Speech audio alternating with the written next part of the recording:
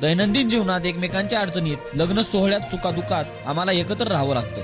राजकीय नेत्यांनी त्यांच्या राजकीय फायद्यासाठी ओबीसी आणि मराठा समाजात भांडणं पेटवण्याचे काम केले आहे. मनोज जरांगे पाटील यांची पत्रकार परिषद.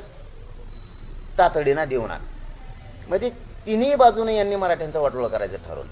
याची 10% मागणी नसून बळच लादलं. बरं लादू द्या. EWS रद्द केलं. तुम्हाला कुणी रद्द करायला सांगितलं? जर ECBCचा कायदा झाला म्हणून ते रद्द करावं लागलं तर ECBCचा कायदाच करायचा नव्हता. तुम्ही 10% आरक्षण द्यायचंच नव्हतं. EWS आमच्या पोरांनी घेतलं असतं. म्हणजे हेच वाटोळे करणारे आणि हेच समजून सांगणारे परत. त्यामुळं लोकांच्या लक्षात आले याने 10% आरक्षण देऊन मराठ्यांचं वाटोळं केलं. कारण EWS त्यामुळं रद्द केलं. EWS रद्द करण्याची कोणाची मागणी नाही किंवा 10% आरक्षण देण्याची सुद्धा महाराष्ट्रातल्या एकाही मराठ्यांची मागणी नाही. हे दोनही ECBC देऊन वाटोळं केलं आणि EWS रद्द करून वाटोळं केलं. याला जबाबदार फक्त सरकार आणि हे सगळी चाल देवेंद्र फडणवीस यांची.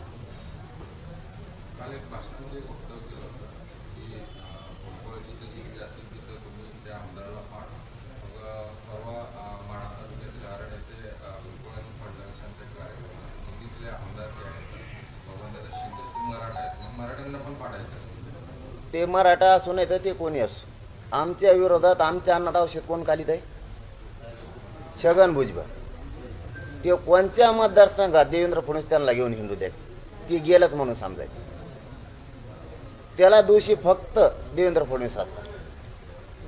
त्याला जिथं घेऊन येते तेव्हा मराठ्यांच्या अन्नात विष घालायला लागला आणि तुम्ही त्याला घेऊन येणारात आमच्या विरोधात. जा घेऊन, तुमचा हक्क आहे कोणाला न्यायचं आणि कोणाला न्यायचं. आमचा हक्क आहे कोणाला पाडायचं आणि कोणाला निवडून आणायचं. कुठंही न्यायचा म्हणा, महाराष्ट्रात कुठंही न्यायचा. शहरात मुस्लिम समाजाची प्रेस झाली, त्याच्यामध्ये त्यांनी सांगितलं की आम्ही जरांगे पाटलांच्या आंदोलनात पूर्णपणे आमचा पाठिंबा आहे, परंतु त्यांनी आमच्या मुस्लिम आरक्षणासाठी थोडासा प्रयत्न करावा, मदत करायचं. आता थोडासा याच्यापेक्षा किती असतो बा, मग आहेत का तर कोणीच केला नसेल. आणि मी जाहीर बोललेले, ज्यावेळेस मी बोलतो ना, मी सामान्य साधा माणूस आहे, मी शेतकऱ्यांचं पोरग आहे. मी असलं ते राजकारणी छक्के पण येत नाहीत मला. मी जे बोलतो ते करतो. मी मागच सांगितलं होतं आमचा ज्वलंत मुद्दा आहे मराठा आरक्षणाचा. हे मी 7 महिन्यापूर्वी सांगितलेलं आहे. मराठा आरक्षणाचा हा ज्वलंत मुद्दा आहे हातात. मी 2 काम हातात नाही धरत. मी चौंडीला गेलो होतो त्यावेळेसही सांगितलं होतं. एकदा मराठा आरक्षणाचा प्रश्न मार्गी लागला की धनगराचं मुस्लिमाचं आरक्षण कसं देत नाही तेच बघतो मी यांच्याकडे.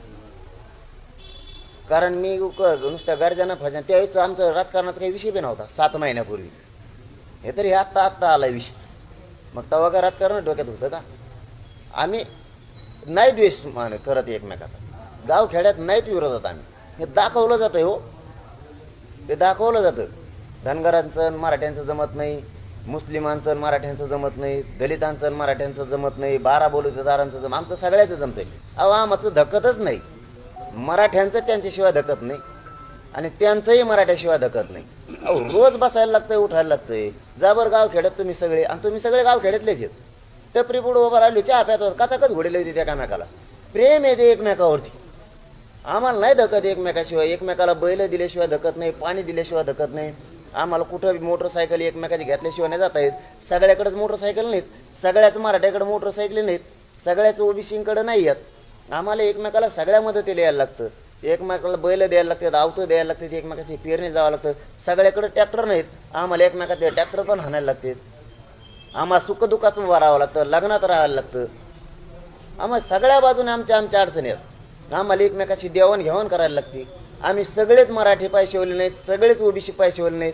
आम्ही सगळ्याला एकमेकाला आमचं जीवन मरणाचे प्रश्न आहेत एकमेकाशी. रोज आम्हाला एकमेकाचं भविष्यात, दैनंदिन जीवनात, दैनंदिन अडचणीत एकमेकाचे उभं राहायला लागतं. हे दाखवते ते 10-15 माकडे आहेत का त्यांचे, आणि आमचे बी. आमचे काय धाडाचे असे नाही, आमचे 10-15 जण आमच्यावरले जळत आहेत.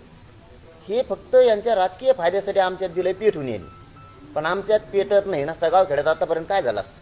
कधीच ओबीसी आणि मराठा एकमेकाच्या अंगावर गावखेड्यातला जाणार.